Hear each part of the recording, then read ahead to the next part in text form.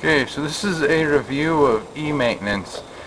A very, well, it's not the best way to do e-maintenance. It's made by Fluke, a Fluke company, which I respect Fluke for their meters, not so much for their websites. So anyway, so you get your password and log in, and then you hit the login button.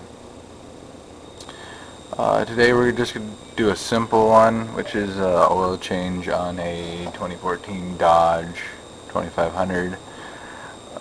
It should, honestly, all you should have to do, um, open the work order, because you know you need to create a work order, I understand that, and then you should be just plug in the number, it should pop up,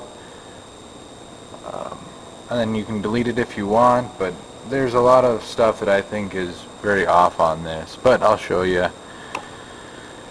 So you go to work orders, and having my work order signed on jobs and add a work order, I have to do the add a work order, so you should just do the add a work order. You should just have one, honestly and truly, which, because they already know that I'm this person, they don't need to have multiple. But anyway, I'll continue as my battery life is dying. Okay, so it has the work order number. It doesn't have it filled in yet because it knows what it's going to be, but it doesn't. Okay, skip that. The date. Okay, why do we have that? Whatever. Open in history. That shouldn't be on there right now because we just opened it. Assigned to type, and the classification was the shop, which is nice, but they don't have another option to do that with. So honestly and truly, why do they have that in there? I don't know. Assigned to me, which you can't see. Asset ID, which if you punch in the number, it won't do anything. You have to go over to this little fuzzy, oh, you can't really see this. You have to go over here and type in the number, because it knows the number. It knows a bunch of numbers, but just way more steps. So it's 4639. Punch it in. And it's this vehicle. Okay. Then you have to scroll down. Save it.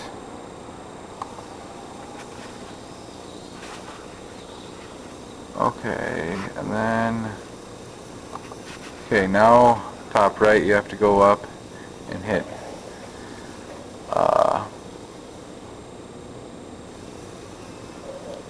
edit. No, you want to go charges.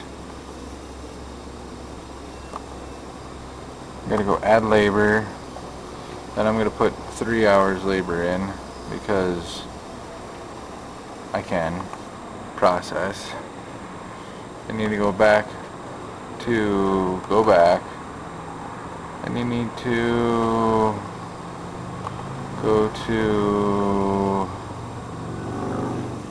vehicle checklist. You need to go up at the top right, and then go to add. You have to say, is all this stuff on there? I believe 2500 you don't have to, 3500 you do, but you cannot have DOT on there, so we're not going to have to worry about that. Annual inspection, we don't have to worry.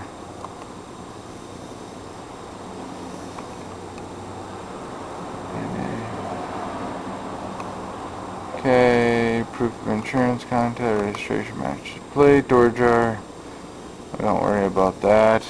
Seat belts. We need to always say good and working order. Upholstery. Upholstery is actually really good. This guy takes really good care of his stuff. Very proud of him. JH.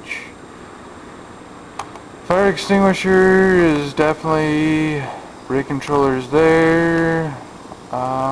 Check engine light's not on.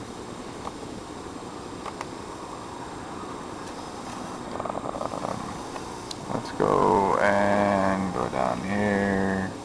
Brake lights work, turn signal, running clearance, hazards, shocks look great. Okay, and all this stuff, and when I mean stuff, I literally mean stuff, has to be on every vehicle. So it's just ironic because I have a scissor lift and it asked me if the backup alarm works. It asked me if the brakes work, which it doesn't have brakes because it's return to center on the joystick, which means it auto brakes itself.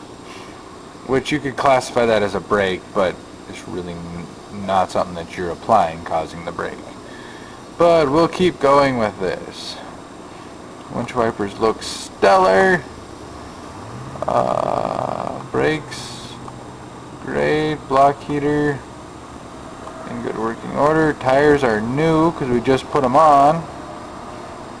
Spare tire looks wonderful. We don't have spare keys for our vehicles because that's how we roll. Tailgate is okay. Trailer brake lights plug. That looks fine and dandy.